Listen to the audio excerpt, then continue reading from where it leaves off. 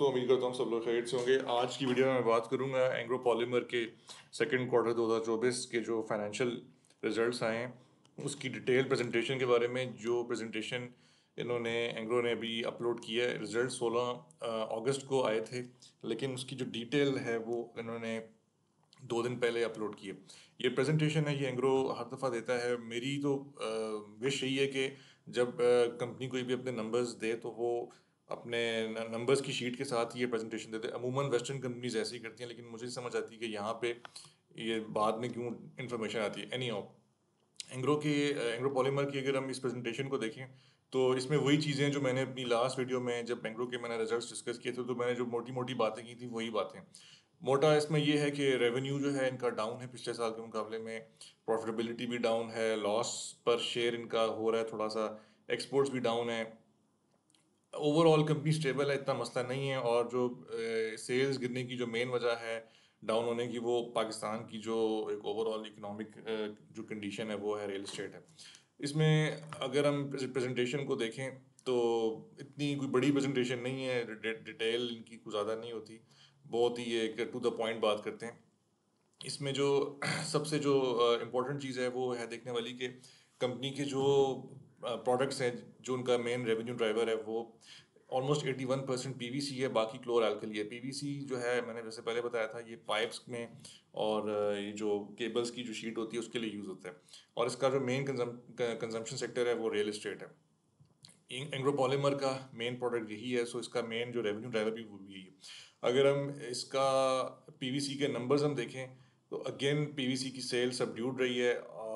जैसे यहाँ पे इन्होंने दिया हुआ ये pie chart, pipes and fitting 53%, cable compound 8%, तो ऑलमोस्ट 60 से अबव परसेंट जो है वो पीवीसी है। और कंस्ट्रक्शन इंडस्ट्री में उसका यूज़ है। और वो again PVC domestic downstream demand remained subdued in first half 2024, marked by slowdown in construction activity, political uncertainty, non-conducive business environment। जो मैंने लास्ट वीडियो में आपको बात बताई थी वही है। इन्फ्लेशन, एनर्जी कॉस्ट और कंस्ट्रक्शन स्लोडाउन की वजह से पीवीसी का ऑफ टेक भी कम हो गया, जिसकी वजह से एंग्रो के सेल्स नंबर्स गिरे हैं और उसको स्टॉक प्राइस से भी प्रेशर है।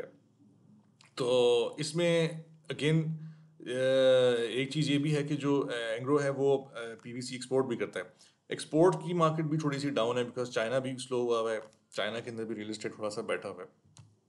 तो अगर हम नंबर्स देखें तो अगेन सेल्स नंबर्स भी सबड्यूड हैं।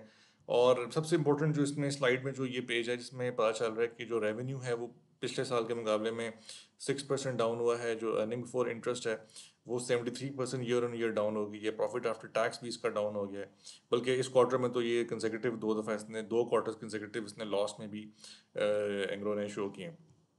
अगर हम इनकी जो फॉरवर्ड एक ओवरऑल आउटलुक देखें, लुकिंग फॉरवर्ड की, तो इसमें short to medium term Engro expect करता है कि ये ग्लोबल जो डिमांड है पीवीसी की ये बेरिश होगी, मार्जिन टाइट होंगे इसके अंदर, डोमेस्टिक डिमांड भी सबड्यूड रहेगी क्योंकि कंस्ट्रक्शन सेक्टर हमारी इकॉनमी, मुझे लगता नहीं है कि अगले 1-1.5 साल तक उसमें कोई रिकवरी के चांसेस हैं।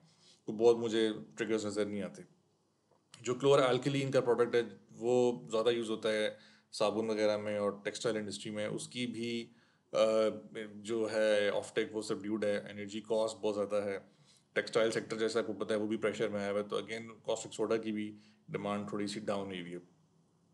और इसमें मेन चीज़ जो है, इनके जो इनका एक H2O2 का प्लांट है वो ऑनलाइन होने जा रहा है 2024 में, एक्सपेक्टेड है कि वो हो जाएगा। मुझे लग नहीं रहा क्योंकि इतनी जल्दी प्लांट की टेस्टिंग और कमीशनिंग होती तो नहीं है, लेकिन बहरहाल एंग्रो एक्सपेक्ट करता है कि हाइड्रोजन पेरोक्साइड ऑनलाइन जब आएगा तो उससे भी कुछ कंपनी के टॉप लाइन पे फ़र्क पड़ेगा, लेकिन इतनी जल्दी रिजल्ट पता नहीं चलते। सो ओवरऑल जो मैंने बातें अपनी लास्ट प्रेजेंटेशन, जो मेरी लास्ट वीडियो थी मैंने उसमें की थी, वही बातें उन्होंने एंग्रो ने यहाँ बता दी हैं।